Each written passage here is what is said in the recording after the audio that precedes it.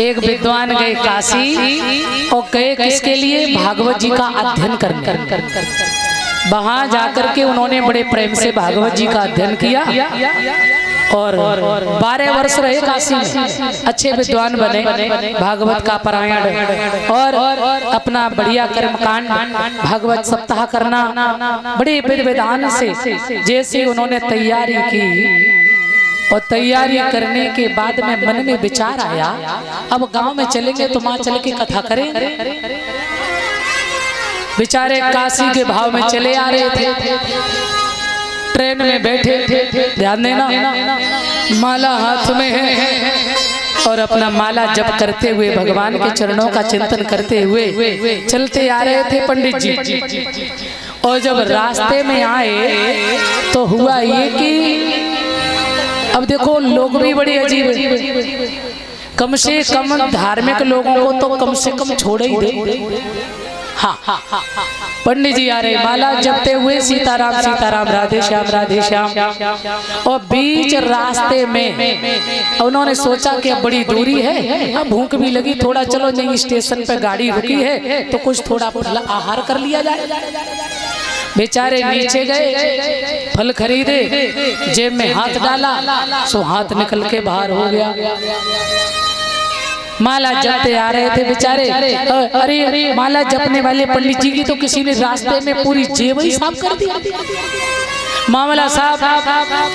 अब बेचारे सोचने लगे, अरे राम राम राम राम राम राम। वो फल वाले भैया से, भैया बोले हाँ, अरे आप तो फल अपने रखो। क्यों? बोले किसी ने, मुझे लग रहा अरे टिकट भी ले गया, पैसे गए सो गए, वो तो टिकट भी ले गया, अब घर तक कैसे पहुंचेंगे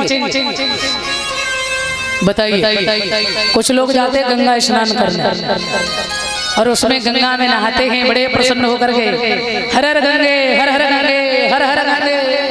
उनके पितर लोग प्रसन्न होते हैं, अरे हमारे कुल खानदान में ऐसे भक्त पैदा हुए हैं जो हर हर गंगे बोल रहे, गंगा नहा रहे, दान कर रहे, ब्राह्मणों को दान कर रहे हैं, संतों का सम्मान कर रहे हैं, धन्य है मेरे कुल में बच्चे, धन्य है और आशीर्वाद दे रहे पूर्वज, ऐसे मेरे कुल खानदान में पैदा हुए।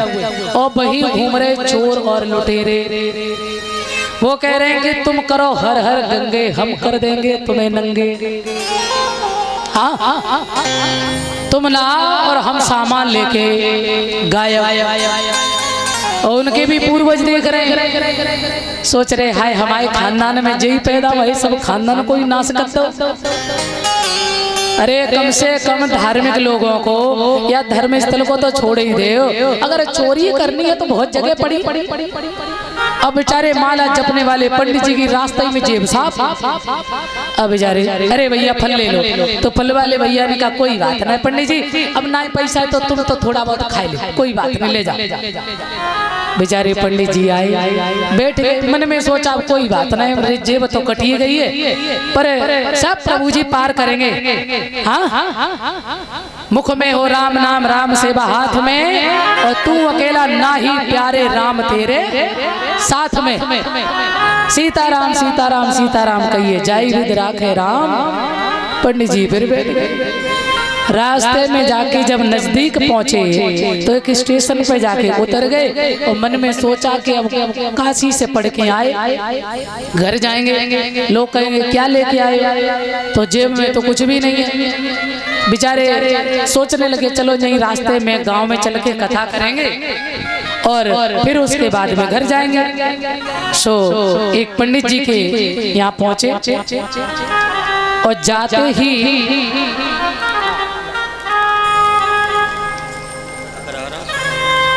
अच्छा ये भैया लोग हमारे जो है शुकाबाद के पास में ककरारा, बहुत बहुत दूर से भैया लोग आए हैं। आप सबको बहुत बहुत बधाई। शुकाबाद से आए हैं भैया हमारे ककरारे से। सदा सदा भगवान साईं नर्मदेश्वर आप सबका कल्याण करें, ये भगवान से मेरी कामना है। बोल सच्चिदानंद भगवान की। तो पंडित जी जो रहे अब गांव में पहुंचे तो एक पुरोहित जी के पास में कहने लगे, भाई पुरोहित जी से उन्होंने राम राम की, राम ज्वार की। अब पुरोहित जी तो बोले ही ना, बैठे चुपचाप। उन्होंने कहा अरे पंडित जी राम राम सीताराम। सो थोड़ी देर में पंडित जी बोले हाँ बोलो क्या बात है, कहो कहो क्या बात है, कहाँ से आए। पंडित जी ने सोचा अरे ये कैसा व्यक्ति है, न राम ज्वार न जलपान न भोजन, न कहा कि आप बैठ जाओ, कोई आदर ही नहीं है, कोई सम्मान ही नहीं है, कैसा व्यक्ति। तो पंडित जी ने सोचा थोड़ा काशी का थोड़ा परिचय दे तो शायद कुछ प्रभाव पड़ेगा। पंडित जी ने कहा अरे देखो पुरोहित जी हम बहुत दूर से आ रहे हैं। कहाँ से? बोले काशी से पढ़ के आ रहे हैं हम। हाँ काशी से आ रहे हैं और मैं भागवत करते हैं, आप थोड़ा अपने गांव के पटेल साहब से कहो ना भागवत करा ले। सो कहने लगे तुम काशी से आए, कलकत्ता से चले आओ, हमको क्या लेना देना, काशी से आए। पंडित जी ने कहा हे भगवान जी कैसा व्यक्ति है, अरे जात कौन जाने सो जाने कौन जात कौन, हम भी ब्राह्मण आप भी ब्राह्मण और हम इतनी दूर से आए और आप तो कैसी बात करते। अरे अपने गांव के पटेल साहब से कह दो ना कथा करा ले। कहने लगा ना ना भैया हमारे पटेल साहब इस हिसाब के नहीं वो दूसरे हिसाब के, हाँ तुम तो अपना काम देखो जाओ। कैसी बात करते हो पंडित जी, अरे कथा करा लो, कह दो ना क्या तुम्हारा चला जाएगा।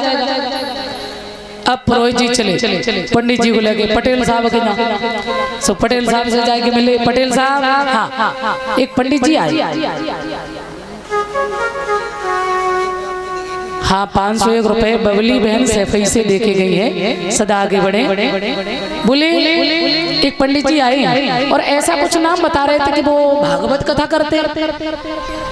पटेल साहब ने कहा भागवत, अरे कैसी बात करते हो, ये तो जिंदगी में पहली बार नाम सुन रहे भागवत का, ये तो कभी नाम ही नहीं सुना हमने। और तुम भी कहाँ ये खाम खाम के कामों में पड़े रहते हो, फल जाओ उनसे कहते जाओ यहाँ से, इतना टाइम नहीं है जाओ। पंडित जी ने सोचा इनके बदले में हमें और सुनना पड़ गया। ओ चुपचाप नाराज होकर के बैठ गए। तब तक पटेल साहब के छोटे छोटे बच्चे थे, उन्होंने जैसे ही देखा सब वो रोने लगे, अरे हम तो भागवत देखेंगे, हम तो भागवत देखेंगे। पटेल साहब ने कहा जाओ जाओ यहाँ से, इतना टाइम नहीं मेरे पास। बच्चे बोले ना ना ना हम तो भागवत देखेंगे। पटेल साहब समझ गए, अब बताओ भागवत देखी जाती है सुनी जाती है। छोटे छोटे बच्चे रोने लगे। पटेल साहब ने कहा पुरोहित जी से, पुरोहित जी हाँ जाओ उनसे बुलाओ, उन्हें पंडित जी से कहो क्या। बोले छोटे छोटे बच्चे परेशान है, कह दो ज्यादा कर रहे हो तो फिर दिखाओ भागवत कैसी होती है, दिखाओ ध्यान देना। अब मेरे सज्जनों ध्यान रखना, जैसे इतना कहा सो पुरोहित जी ने जाकर के कही पंडित जी से, बोले सुनो एक काम करो क्या। बोले ज्यादा टाइम नहीं है, हाँ दिखाओ बच्चे परेशान है, भागवत दिखाओ कैसी होती है।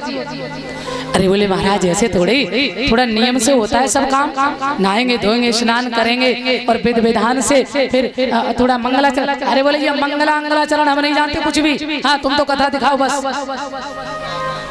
पंडित जी ने कहा पक्का मूर्खों का गांव है, ये सब मूर्ख है। पंडित जी बेचारे जल्दी जल्दी गए, व्यास मंच बनवाया और व्यास मंच बनवाने के बाद में